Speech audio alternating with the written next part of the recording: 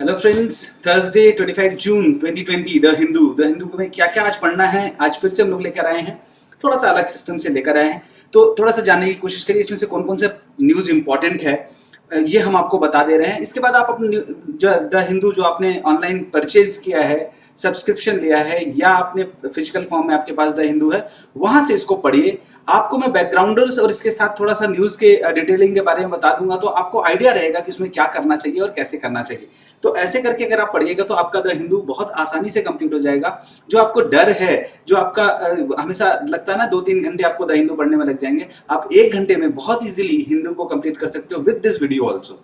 तो ये वीडियो करके उसके बाद आप हिंदू पढ़ोगे तो आपका बहुत इजीली 1 घंटे में, देखो पढ़ना बहुत जरूरी है। द हिंदू फिजिकल कॉपी या आप सब्सक्रिप्शन जो आपने ऑनलाइन सब्सक्रिप्शन लिया है, अगर नहीं लिया है तो उसको ले लेना प्लीज। और उसमें आप लोग कोशिश करिए कि बहुत कम समय में 1-1.25 घंटे में पूरा कंप्लीट करें। तो उसके लिए हम आपको न्यूज़ सिलेक्शन बताते हैं, कौन सा न्यूज़ पढ़ना, उसमें से क्या पार्ट फोकस रखना है। तो आपको नोट्स भी बनाने में भी कोई दिक्कत नहीं होगी, आप आसानी से द हिंदू को कवर कर सकते हैं। तो चलिए हम लोग शुरू करते हैं द हिंदू का पेज नंबर 1। पेज नंबर 1 में देखा जाए कि क्या क्या है। पहले ये जो 2 न्यूज हैं आपके, PLA said Galwan clash was unfortunate. Galwan का जो क्लैश था उसको बताया गया कि वो अनफॉर्चुनेट है। Unfortunate in the sense PLA भी अब ये चीज एक्सेप्ट कर गया।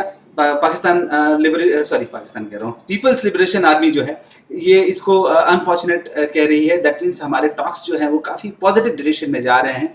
ये हेडिंग ही इस बात को बताती है। तो यहाँ पे बातें किन किन चीजों को लेकर के हुई हैं, उन टॉपिक्स पर, उन चीजों पर हम लोग बात कर सकते हैं कि कहाँ कहाँ बातें हुई हैं, किस चीज को लेकर के देखा जाए।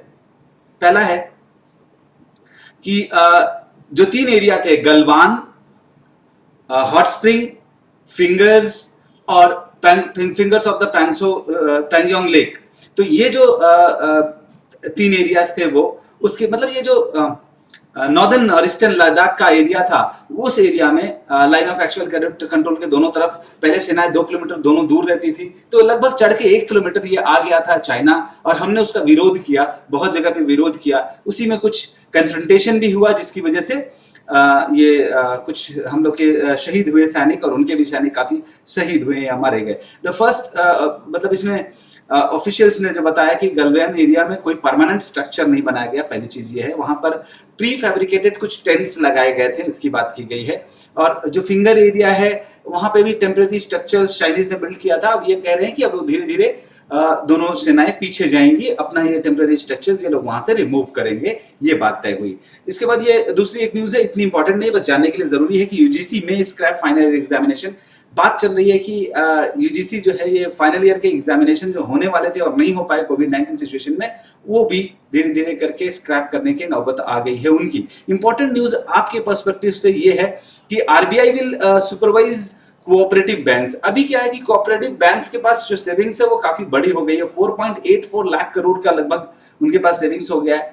तो वो जो पैसा है, अब इतना बड़ा पैसा अनसिक्योर्ड है। अनसिक्योर्ड इसलिए है कि आरबीआई के गाइडलाइंस उनके ऊपर लागू नहीं होते। तो आरबीआई क्या कह रहा है कि हम उसके सुपरवाइज करेंगे, उनको अपने गाइडलाइन के अंदर ले आएंगे, ताकि जो जनता है जिसका पैसा इसमें डिपॉजिट है वो पैसा सिक्योर्ड हो सके। इसको लेकर के इस आर्टिकल को जरूर पढ़िएगा। लगभग 1540 हमारे जो urban and multi state cooperative banks हैं, उन बैंक्स के बारे में बात हो रही है। ये जो कोऑपरेटिव बैंक्स, पहले शेड्यूल कमर्शियल बैंक से अलग बैंक थे ये, अब उसको शेड्यूल कमर्शियल बैंक की तरह ही थोड़ा सा रेगुलेशन में लाने की कोशिश कर रहा है RBI, because of their huge amount of savings in them. एक और न्यूज आपके पॉलिटिकल पर्सपेक्टिव से ये भी है, और ऐसे भी न्यूज देखा जाए तो राज्यसभा चैनल जो था, राज्यसभा टीवी और लोकसभा टीवी, दोनों अलग अलग चैनल शुरू हुए थे। लोकसभा टीवी शुरू हुआ था 2006 में, और राज्यसभा टीवी जो शुरू हुआ था 2011 में।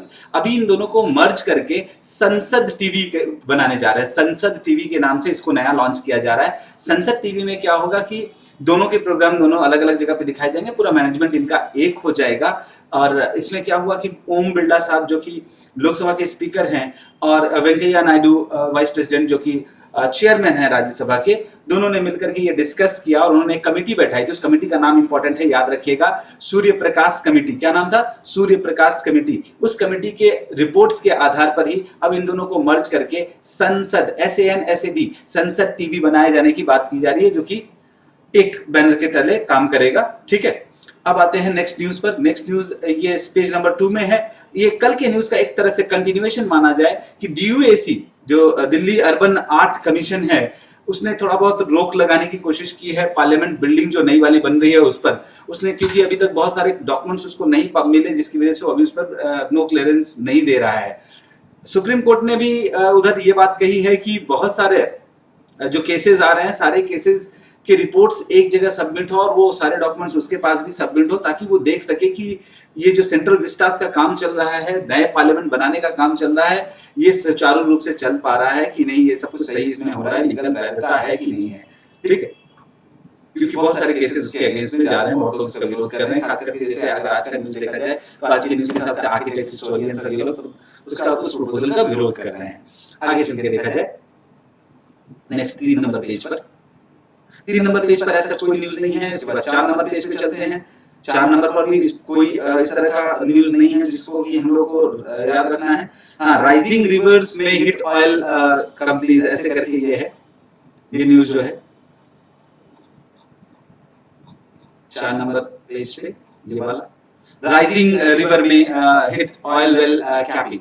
तो राइजिंग रिवर जो ऑयल वेल कैपिंग को लेकर के ये बातें जो आप देख पा रहे हो मेरे पीछे स्क्रीन पे, क्या हो रहा है कि असम में बारिश की वजह से रिवर्स फ्लडेड हो रही हैं और इनंडेशन से रिवर जो बढ़ रही हैं, उसकी वजह से बहुत सारे ऑयल गैस हुए हैं, नेचुरल गैस के जो कुएं हैं तिनसुकिया डिस्ट्रिक्ट के आसपास, उन पर कैपिंग करने की बात हो रही है ताकि उनमें पानी ना जाए। क्योंकि एक तरफ उधर आग लगी हुई है बागजान में जो आग लगी हुई है, वहां पर आग बुझाने के लिए पानी का इस्तेमाल हो रहा है, पर वहां भी बाढ़ का खतरा बना हुआ है। आगे चलते हैं, इसमें ज्यादा इंपॉर्टेंट न्यूज नहीं। अब आते हैं एडिटोरियल पेज पर। पेज नंबर 6 और पेज नंबर 7 की बात हम लोग करेंगे। पेज नंबर 6 और पेज नंबर 7 की बात। अच्छा, पेज नंबर 6 एडिटोरियल पेज में देखिए, China Kashmir and the ghost of अगस्त 5। यानी कहीं ना कहीं चाइना कश्मीर के उस घोष से बहुत ज्यादा अफेक्टेड है, जो अगस्त 5 को हुआ था, जो कांड हुआ था, 375 को हटाया गया था, उसको लेकर के बहुत अफेक्टेड है। और कहीं ना कहीं पाकिस्तान का प्रेशर चाइना के ऊपर है कि वो रिएक्ट करे इस तरह के चीजों पर। ठीक है, क्योंकि कहीं ना कहीं कुछ स्टेक उस कश्मीर रीजन में चाइना का भी है, तो चाइना भी बौखलाया हुआ है, उसको लेकर के ये एडिटोरियल है, इसको जरूर पढ़िएगा। शिमला कॉन्फ्रेंस और इन सब का रेफरेंस इसमें देकर के समझाया गया है कायदे से कि कैसे हम अपना पोजीशन वहां पर इंटैक्ट रख सकते हैं और कहां कहां हमसे गलतियां हुई हैं। अच्छा, बैक टू वर्ड्स, ये जो आर्टिकल है इसको देख लीजिएगा। ये इंडिया पाकिस्तान की जो डिप्लोमेटिक चैनल्स हैं उसमें ब्रेकडाउन हो रहा है बहुत बुरी तरह से। इस ब्रेकडाउन को लेकर के ये खबर है कि जो हमने एक्यूज किया कि हमने स्पेनेज में उनके 2 बंदों को पकड़ा है, 2 डिप्लोमेटिक ऑफिस के बंदों को पकड़ा है और उनको हमने डिपोर्ट कर दिया। और इसके खिलाफ उन्होंने क्या किया कि उन्होंने हमारे 2 डिप्लोमेटिक ऑफिस के मेंबर्स को क्या किया है कि उनके ऊपर भी आरोप लगाया कि उन लोगों के पास नकली नोट मिली है और ये दुनिया भर का तामझाम करके उनको भी वहां से हटा दिया गया है। और ये भी कहा जा रहा है कि दोनों लोग अपने अपने डिप्लोमेटिक काउंसिल्स में, अपने हाई कमीशंस में स्टाफ की संख्या 50% से कम कर देंगे। तो ये बात कही जा रही है वहां पे। और दूसरा आर्टिकल जो इसके नीचे है, ये देखा जाए, सिग्नलिंग इंटेंट, यहाँ पे क्या है कि जो GEM को लेकर के कल खबर हम लोगों ने डिस्कस किया था कि गवर्नमेंट ई मार्केट प्लेस है, उसमें एक क्राइटेरिया लगा दी गई है कि मेक इन इंडिया वाला जो कंसेप्ट उसमें है कि प्लेस ऑफ ओरिजिन का जो फॉर्म फिल करना था, वहां पे कॉलम फिल करना था कि प्लेस ऑफ ओरिजिन के हिसाब से ही उनका लिस्टिंग किया जाएगा। और उसके साथ साथ केवल apart from place of manufacture जो प्लेटफॉर्म है उसमें और चीज क्या मांग रहे हो, एक्सटेंट ऑफ लोकल कंटेंट, यानी कितना परसेंट लोकल कंटेंट है। क्लास 1 अगर है तो ग्रेटर देन 50%, अगर आपका लोकल कंटेंट है यानी आपका सामान जो बना है वो 50% से ज्यादा उसमें सामान लोकल यूज किया गया है, मतलब घरेलू सामान, इंडिया का सामान यूज किया गया है, तो उसको क्लास 1 में रखा जाएगा। क्लास 2 कैटेगरी में उनको रखा जाएगा जिनका 20% या से ज्यादा उनका जो कंटेंट है वो इंडियन है। तो ये इंडियनाइजेशन जो हर तरफ से हो रहा है, इसके ऊपर ये आर्टिकल जिसको एक बार पढ़िएगा तो आपको समझ में आएगा कि इस इंडियनाइजेशन का एडवांटेज भी है और डिसएडवांटेज भी है। यानी बहुत सारे देश इसका विरोध भी कर सकते हैं आगे चल के, और इसका खामियाजा भी हमको भुगतना पड़ सकता है। तो इंडियनाइजेशन करने में बुराई नहीं है, लेकिन इसको बहुत सुचारू रूप से करना है कि इंडस्ट्री को और इकोनॉमी को बहुत बड़ा लॉस ना आए। ये एक कॉशियस रिपोर्ट इसमें दिया गया है इस आर्टिकल में। ये पेज नंबर 7 पर आते हैं। पेज नंबर 7 पर देखिएगा many questions about favipiravir. Favipiravir जो कि बहुत पॉपुलर दवाई है, इसी का जेनेरिक वर्जन फेविफ्लू निकाला गया ग्लेनमार्क जो इंडियन कंपनी है उसके द्वारा। ग्लेनमार्क को परमिशन भी दी गई है इसको बनाने की और बेचने के लिए फेविफ्लू नाम से, और ये काफी कारगर हो रही है। रशिया चाइना में ये दवाई काफी कारगर हो रही है, तो हम लोग इसको परमिट कर रहे हैं। तो कितना बहुत सारा क्वेश्चन इस पर रेज किया जा रहा है कि क्या इसकी वैधता है, कितना ये टेस्टेड है कि ये काम करेगा ही, ठीक है।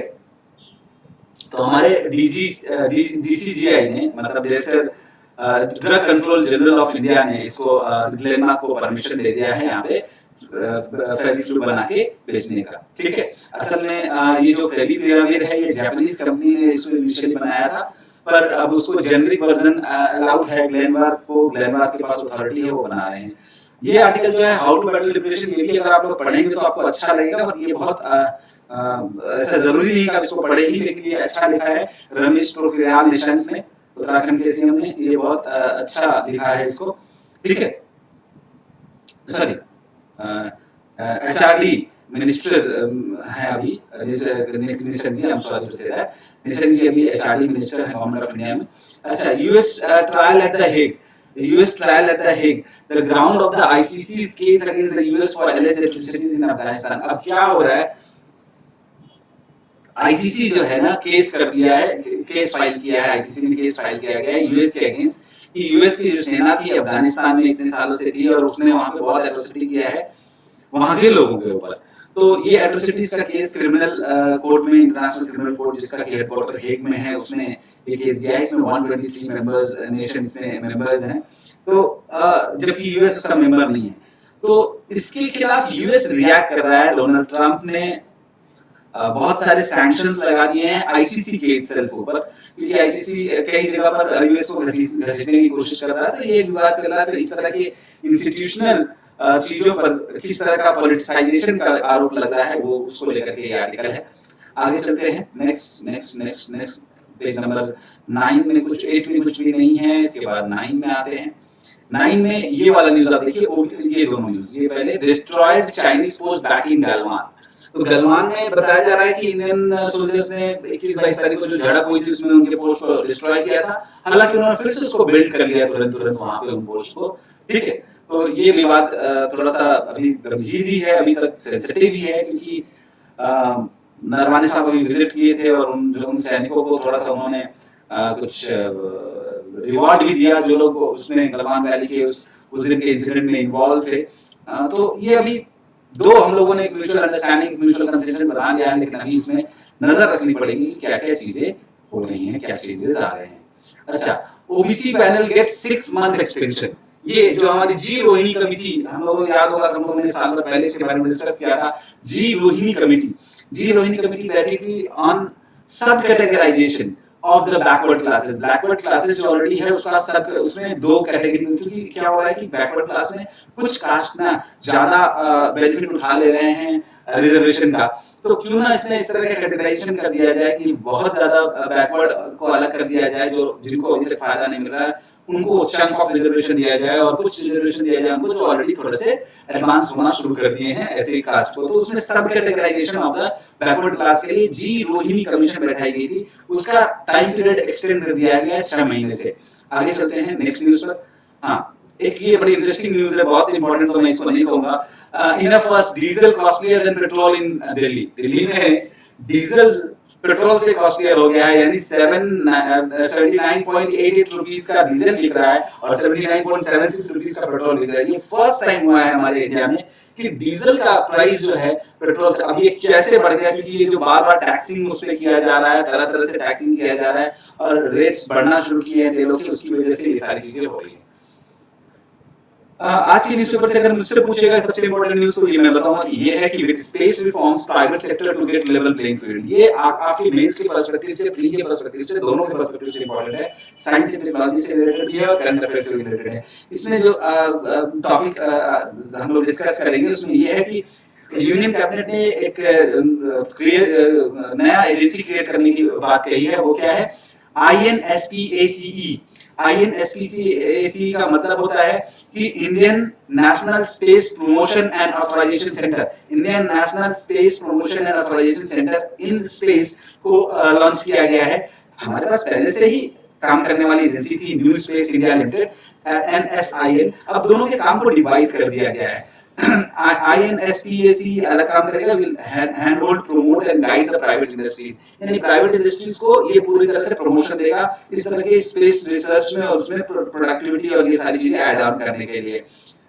और जो गवर्नमेंट ने इसके इनके प्राइवेट कंपनीज के फ्रेंडली ऐसे एनवायरनमेंट में लॉ बने, ऐसी पॉलिसीज को डिजाइन करने के लिए भी वो लोग मीडिएशन का काम करेंगे। दूसरी तरफ NSIL जो था, ये it would endeavor to reorient space activities from a supply driven model to a demand driven model। अब ये supply driven model में नहीं, अब ये demand driven model में जाएंगे। और जो इसरो है, इसरो क्या है कि अब वो मोर रिसर्च एक्टिविटी, मोर टेक्नोलॉजी एक्सप्लोरेशन और इन सब चीजों पर, वो बड़ी चीजों पर अपना फोकस रख सकेगा। अब वो प्रोडक्शन, प्रोडक्टिविटी, मैन्युफैक्चरिंग इन सब से हटना चाहता है, इसमें प्राइवेट सेक्टर को इन्वॉल्व करना चाहता है। इसरो के चेयरमैन है K Sivan साहब, ठीक है। और उन्होंने कहा कि NSIL was incorporated to carry forward the industry production of space system।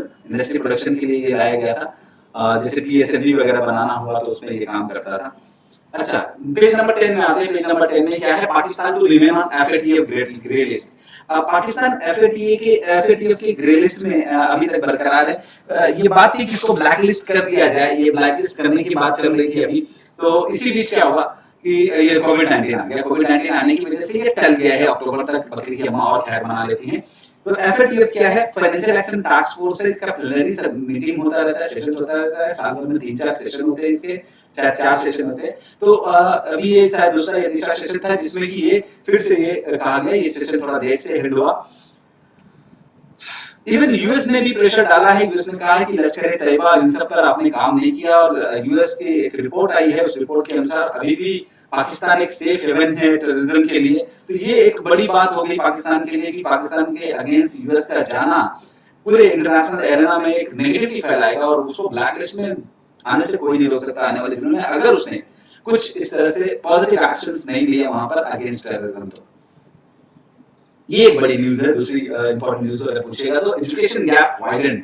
ये एनालिटिकल है थोड़ा सा। इसमें यूनेस्को की एक रिपोर्ट आई है जिसमें कहा गया है कि स्कूल का क्लोजर जो हुआ है पेंडेमिक में, ये जो नेशनल लेवल पर, इसमें 95% बच्चे जो हैं आउट ऑफ स्कूल हो गए हैं। और इसमें बहुत सारे बच्चे, more than 40% of the lower and lower middle income जो कंट्रीज हैं, उनमें ऑनलाइन सपोर्ट सिस्टम उनको नहीं मिल पा रहा है प्रॉपर तरीके से। बट और सारी चीजें अगर हम थोड़ा सा डीप लेवल पर जाकर सोचे और इस पर बात करें कि जो ये मिड डे मील मिलता था उन गरीबों को, एक टाइप का भोजन मिल जाता था, उसके लिए भी तो वो स्कूल जाते थे। वो फ्री में जो सैनिटरी नैपकिन मिल जाता था, उसके लिए लड़कियां स्कूल जाती थी। तो वो सारी चीजें बंद होने की वजह से उनका डिमोटिवेशन हो रहा है स्कूल से। तो कहीं ना कहीं ये ऑनलाइन सिस्टम है, ये जो रिच और पुअर का गैप था, जो हैव्स एंड हैव नॉट का जो गैप था, उसको बढ़ा दिया है। क्योंकि एजुकेशन अब उनको एक्सेसिबल ज्यादा है। हम सभी देशों ने, खास करके जो अगर पुअर कंट्रीज ने तो टेलीविजन के थ्रू टीवी चैनल्स बना करके उस पर एजुकेशन सिस्टम देने की कोशिश की है। इंडिया ने तो सभी तरह के मोड अपना लिए हैं, ऑनलाइन मोड अपना लिया है और तरीके का मोड अपना लिया है। स्कूल को किसी भी तरह से बोल रहा है कि स्कूल चल भी रहा है, लेकिन ये लेवल प्लेइंग फील्ड नहीं है कहीं से भी कि जिनके पास है सिस्टम सारी चीजें एक्सेस करने का वो लोग तो कर ले रहे हैं, लेकिन जिनके पास नहीं है वो लोग वंचित रह जा रहे हैं। तो ये कहीं ना कहीं जो अंडर प्रिविलेज और हैव्स का जो वो था, वो गैप था, वो बढ़ने लगा है। दूसरा एक वेस्ट बंगाल से एक छोटी सी खबर है। वेस्ट बंगाल एक्सटेंड्स लॉकडाउन को 31 जुलाई तक यहाँ बढ़ा दिया गया है। ये देखिए, शुरुआत में एक्ट ना करने का नतीजा है कि यहाँ लॉकडाउन बढ़ते चला जा रहा है, केसेस बढ़ रहे हैं बहुत तेजी से। अच्छा, एमपी में मैंगनीज माइन को लेकर के ये वाला आर्टिकल है, ये भी पढ़ने लायक आर्टिकल है, इस पर आप थोड़ा सा ध्यान दीजिएगा। इसमें ज्यादा इंपॉर्टेंट ये है कि हम लोग अपने माइंस देख लें, मैप पर पॉइंट कर लें कि मैंगनीज माइंस कहाँ कहाँ हैं इंडिया में। ये बालाघाट डिस्ट्रिक्ट मध्य प्रदेश में जो माइन है MOIL, उसको लेकर के, ये स्टेट ओन्ड मैंगनीज कंपनी है, तो इसको लेकर के वहां पर एम्प्लॉय और एम्प्लॉई में तो जो झमेला है उसको लेकर के बातचीत हो रही है। ठीक है, अब आते हैं नेक्स्ट न्यूज पर। नेक्स्ट न्यूज पर आते हैं, ये दोनों पेज सब आप गुल्ला करिए, इसमें कुछ नहीं पढ़ना है, ये खाली टाइम पास के लिए है। अब आते हैं पेज नंबर 13 में। आज 13 पे ही आपको वर्ल्ड मिलेगा, वर्ल्ड न्यूज 13 पेज पे। एक minute,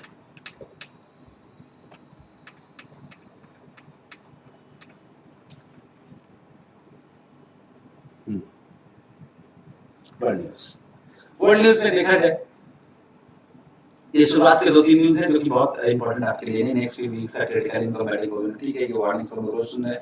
north Korea suspends military plan against south. हो क्या रहा था, वो जो पैम्पलेट डिस्ट्रीब्यूशन, वो पैम्पलेट बाजी जो चली थी नॉर्थ कोरिया और साउथ कोरिया के बीच में, नॉर्थ कोरिया ने ये ब्लेम लगाया कि साउथ कोरिया के यहाँ से कुछ लोग पैम्पलेट छीट रहे हैं, एंटी नॉर्थ कोरिया पैम्पलेट छीट रहे हैं। तो इसने भी बहुत सारा पैम्पलेट बनाकर डिस्ट्रीब्यूट करने की कोशिश की, और डीमिलिटराइज्ड DMZ था उनका, डीमिलिटराइज्ड जोन उनका था, जो 2 किलोमीटर का एक बफर जोन रखा गया है जिस पर कोई एक्टिविटी, वहां पर वो एक्टिव हो गया था नॉर्थ कोरिया, और ऐसी सिचुएशन आ गई थी कि चीजें वहां भी क्राइसिस की सिचुएशन में आ जाएंगी। बट अभी उसको थोड़ा सा बैकफुट पे दोनों लोग आ गए, और नॉर्थ कोरिया ने भी मिलिट्री प्लान अपना सस्पेंड कर दिया। बहुत इंपॉर्टेंट तो नहीं, पर इतना जानना जरूरी है। ये भी कि हमारे डिफेंस जो क्या कहते हैं, फॉरेन सेक्रेटरी वगैरह, फॉरेन मिनिस्टर वगैरह गए थे इसमें। पुतिन रिव्यूज मिलिट्री परेड, वहां पर मिलिट्री परेड चल रही, परेड की उपलक्ष्य में चल रही है कि 75वां वर्षगांठ उन्होंने मनाया, 75th एनिवर्सरी मनाया है of what, of Soviet unions second world war victory over the Nazis. तो ये जो 9 मई को होने वाला था ये परेड शिफ्ट होके अभी आया, हालांकि ये होना नहीं चाहिए था, पर वोटिंग है सामने, इलेक्शंस है, उसको लेकर के पुतिन थोड़ा कंसर्न है, इसीलिए उन्होंने इस तरह की भीड़ क्रिएट करवाई वहां पे।